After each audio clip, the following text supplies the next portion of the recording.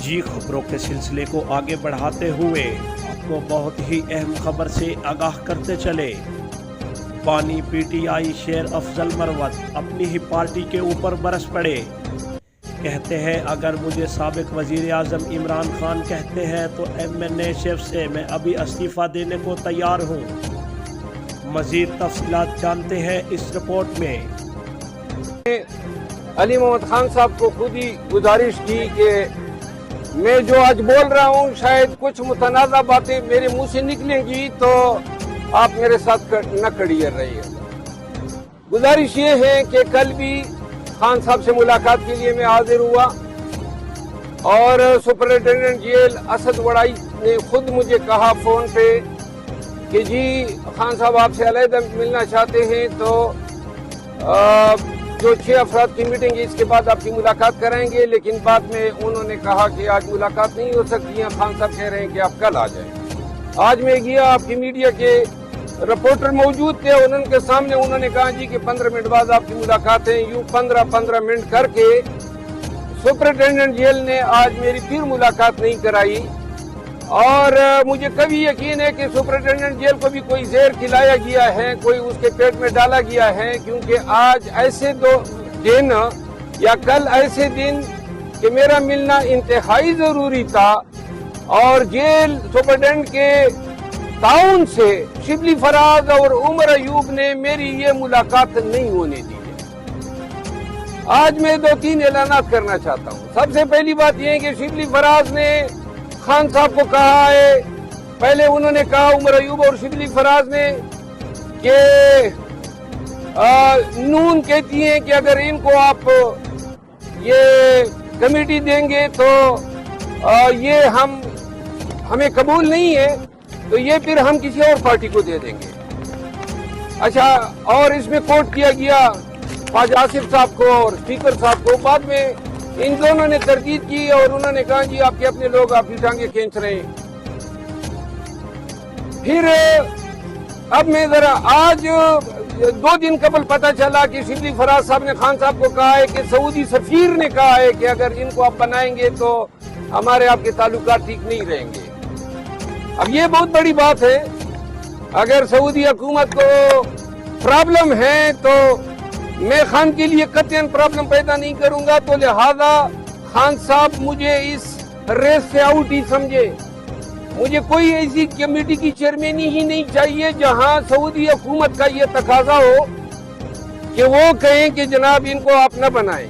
अब यहाँ पे 2-3 चीजें PTI के लोगों को और पाकिस्तानियों को मैं बताना चाहता हूँ।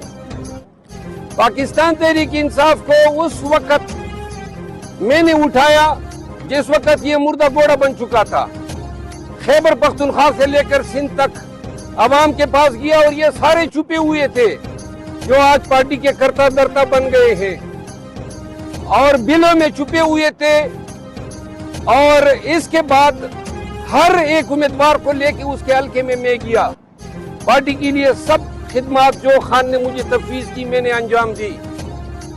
और जिसके बाद 8 फरवरी जब आई तो ये लोग बाहर निकल आए और बाहर निकल आने के बाद पहला टारगेट में बना और मेरे पीछे सोशल मीडिया, तरह तरह की इल्जामात और आखिर में ये इन्होंने लेग पुलिंग शुरू की।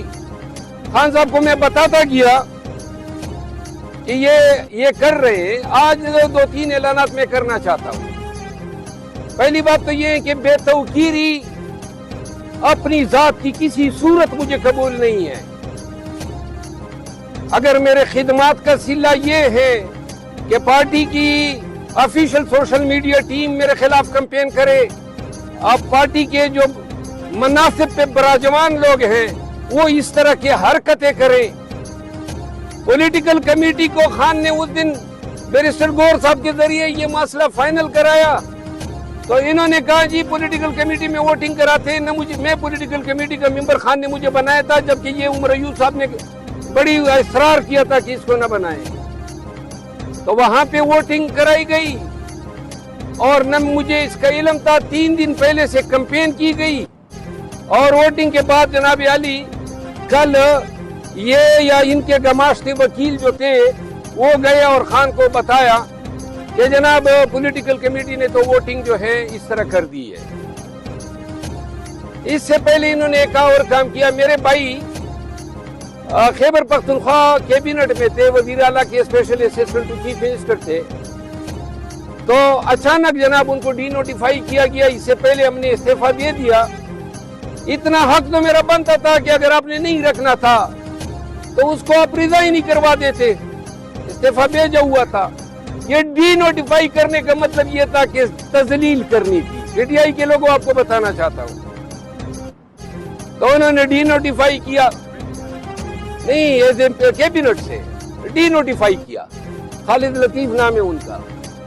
اس کے بعد کیا یہ تذلیل نہیں ہے کہ ایک شخص کو آپ نیم کر دیتے ہیں پبلک اکاؤنٹ کمیٹی کا, 2 مہینے سے اس کا نام چلتا ہے, اچانک آپ اس کو کہتے ہیں کہ جناب سعودی سفیر کا میسج آ گیا, ہم آپ کو کنسیڈر, پولیٹیکل کمیٹی کہتی ہے ہم آپ کو کنسیڈر نہیں کرتے.